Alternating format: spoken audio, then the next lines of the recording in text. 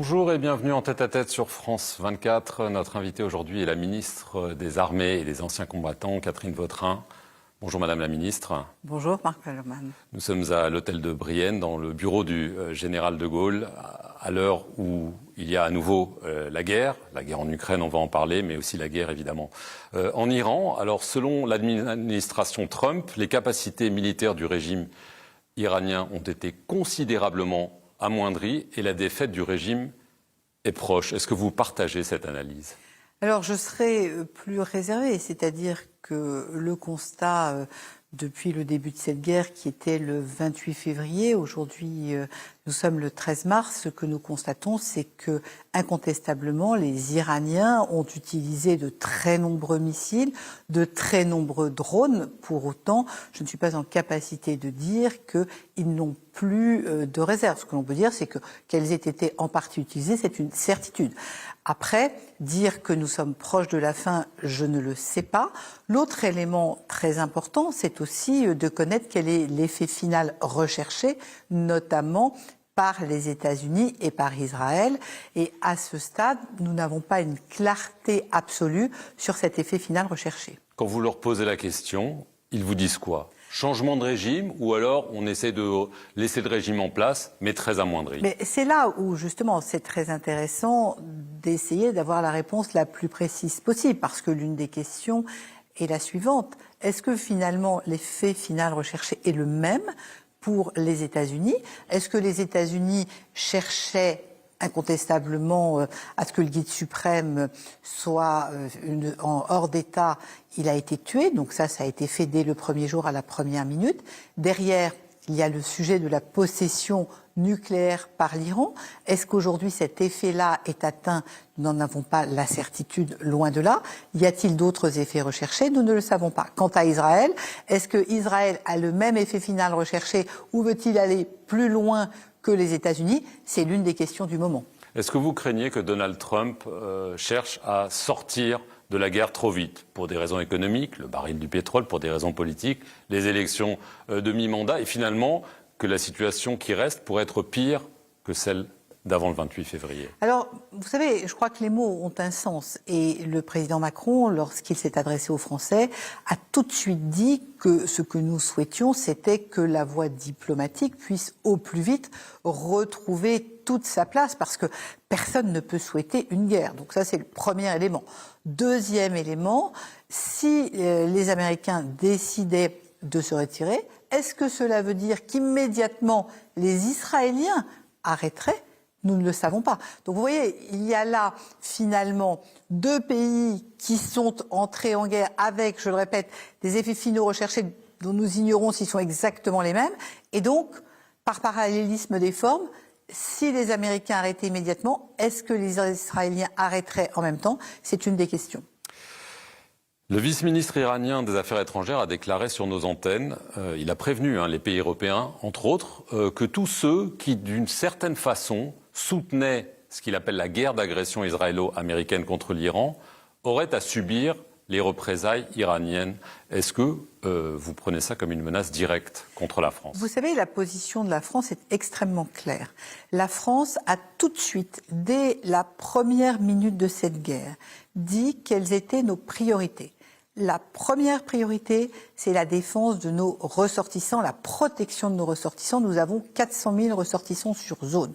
Deuxième élément, évidemment, la protection de nos emprises. Nous avons bien sûr des emprises et nous avons des ambassades, nous avons des emprises militaires, nous avons des entreprises qui sont sur ces zones. Troisième élément, être en capacité de répondre à la demande d'assistance de pays qui sont attaqués.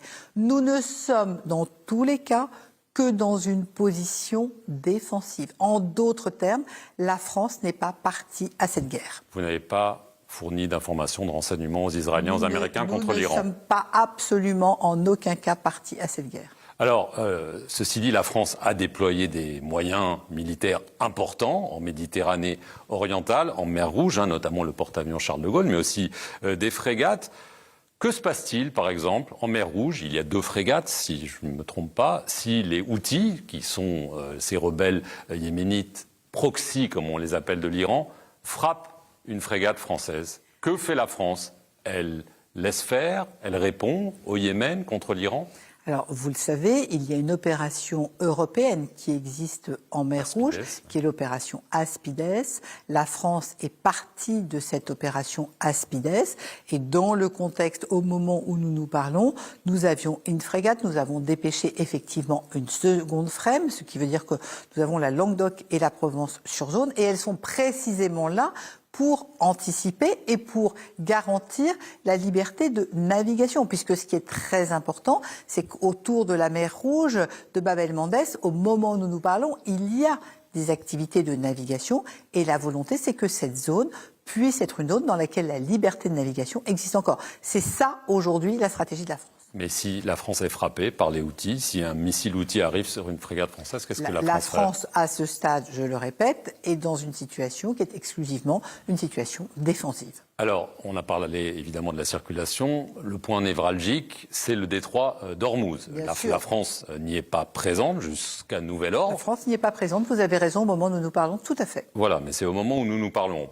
À chaque fois, vous savez, je crois que c'est important que nous ayons... Alors, c'est un élément de langage, parce que les choses évoluent, mais il n'est Mais parce que ce n'est pas exclu. Il n'est pas question, je suis très claire et très ferme sur le sujet, il n'est pas question à ce stade d'envoyer quelques bâtiments que ce soit dans le détroit d'Ormuz. Et le président de la République l'a redit lundi, lorsqu'il était à Chypre, il a expliqué très clairement que la réflexion qui était la nôtre était une mission à vocation diplomatique. Pourquoi ? Parce que le détroit d'Ormuz, c'est 20% du commerce mondial, et le détroit d'Ormuz, finalement, intéresse une grande partie du monde.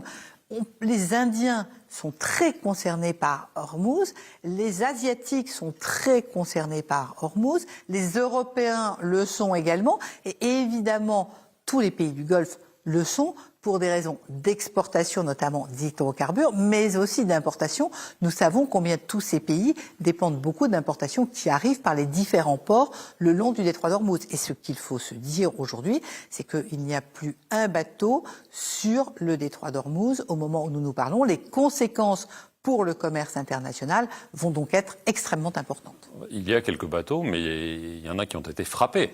Oui, mais complètement. C'est pour ça que le détroit... Est-ce que vous savez qui est derrière ces frappes? Je ne sais pas. Mais vous avez une idée quand même. Je ne sais pas qui est derrière ces frappes. Nous n'avons que les sources ouvertes que nous entendons les uns et les autres. Je n'ai aucune information sur le sujet. Quand même. Il y a des commentaires qui sont faits, mais ces commentaires n'étant pas aujourd'hui vérifiés, c'est la raison pour laquelle je dis bien sources ouvertes, je lis, je pense, les mêmes sources que vous. Vous en avez d'autres. Ce que nous savons également, c'est qu'il y a un potentiel de mine, qui est un sujet effectivement là aussi. Là, vous avez des informations sur un possible minage du détroit. Là aussi, source ouverte, il y a possible minage. Donc tous ces éléments mettent en avant l'extrême danger du détroit d'Ormuz, d'où l'impossibilité de naviguer au moment où nous nous parlons sur Ormuz.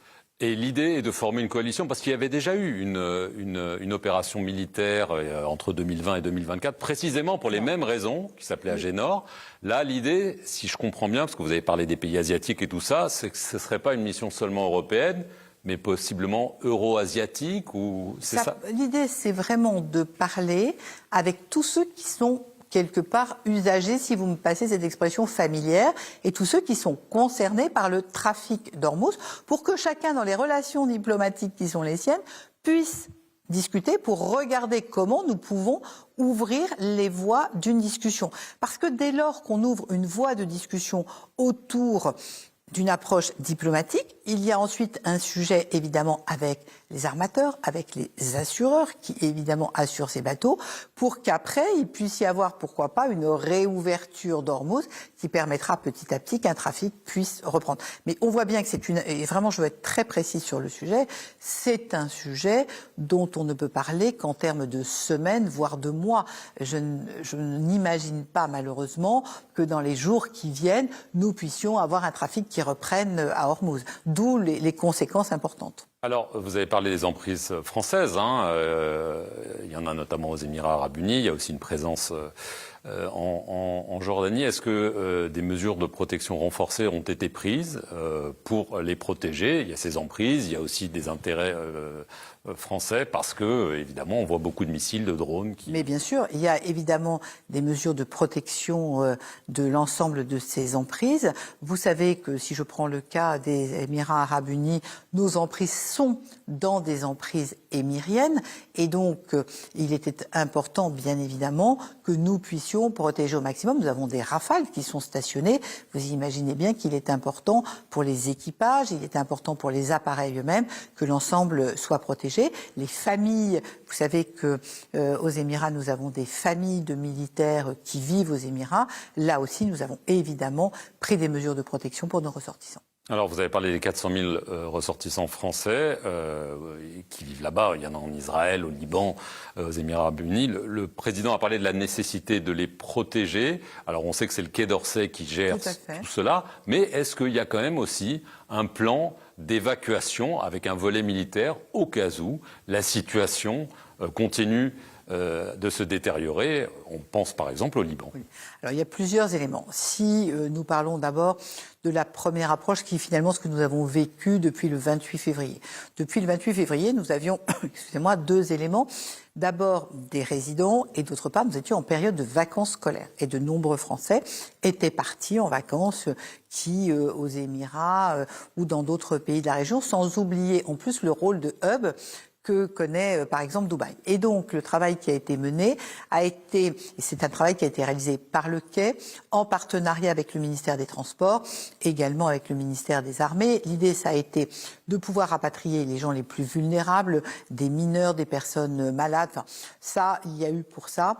Nous avons utilisé des avions, notamment des avions militaires qui amenaient du matériel, qui sont repartis avec des passagers, ce qui a permis de rapatrier une partie de nos concitoyens. Parallèlement à ça, le Quai a affrété quelques avions. Et enfin, nous avons travaillé avec notamment les pays du Golfe, et je pense par exemple aux Émirats, qui ont assez vite réouvert leur espace aérien et qui, à ce moment-là, ont fait partir des vols pour différents pays. Et nous avons veillé à ce que les destinations, par exemple pour Paris, soient suffisamment importantes pour pouvoir rapatrier. Ça, c'est la première partie. Deuxième partie, effectivement, vous avez raison, si d'aventure nous avions besoin de rapidement pouvoir accompagner certains de nos concitoyens, par exemple au Liban. Vous avez vu que dans la flotte qui est aujourd'hui à proximité, nous avons des porte-hélicoptères qui ont des capacités à pouvoir faire de l'évacuation. Donc nous avons des capacités, si nous avions besoin, dans un temps relativement rapide, de pouvoir faire de l'évacuation. Je veux revenir à l'Ukraine. Le président ukrainien Volodymyr Zelensky doit être reçu demain à Paris. Les Ukrainiens réclament, à corps et à cri, plus de moyens anti-aériens pour faire face aux bombardements russes qui continuent. Et ils ont l'impression, finalement, qu'ils pourraient être les dindons de la farce ou les victimes collatérales du conflit au Proche-Orient, à savoir que ces moyens-là dont ils ont besoin sont en fait déployés dans le Golfe. Est-ce que vous partagez leurs craintes? Alors, j'entends leurs craintes et pour autant, je veux leur dire quelque chose d'extrêmement important pour l'Ukraine comme pour les pays du Golfe. Quand la France signe un accord de partenariat, la France est un partenaire fiable. Tous les pays du Golfe disent « nous avions un accord, la France a été là dès le premier jour ». En ce qui concerne l'Ukraine, depuis 2022, février 2022, la France est aux côtés de l'Ukraine. Et si le président Zelensky vient demain, c'est parce que demain, il y a effectivement une réunion de travail avec le président Zelensky et nous allons, une fois encore, regarder l'ensemble des éléments que nous sommes en capacité de mettre à disposition de l'Ukraine. Quand on parle d'éléments, il y a évidemment des capacités. Vous avez raison, une des grandes leçons des conflits, aussi bien de l'Ukraine que du Proche et Moyen-Orient, c'est qu'aujourd'hui nous sommes sur des combats qui sont des combats essentiellement aériens avec du drone et du missile. Ce sont les deux éléments. Et ça c'est important parce qu'il faut en tirer les conclusions en matière capacitaire. Et le sujet, c'est qu'aujourd'hui en Ukraine, la France a fait part de capacité, nous avons y compris... Mais ça ne suffit pas pour les Ukrainiens. Mais, mais nous ne sommes pas les seuls. Et heureusement d'ailleurs, vous savez très bien que l'Europe s'est considérablement mobilisée. Le sujet, pour être extrêmement concrète, qui va se poser, c'est effectivement comment les États-Unis notamment. Vous savez que de nombreux pays européens, à l'exception de la France a fait le choix de la souveraineté.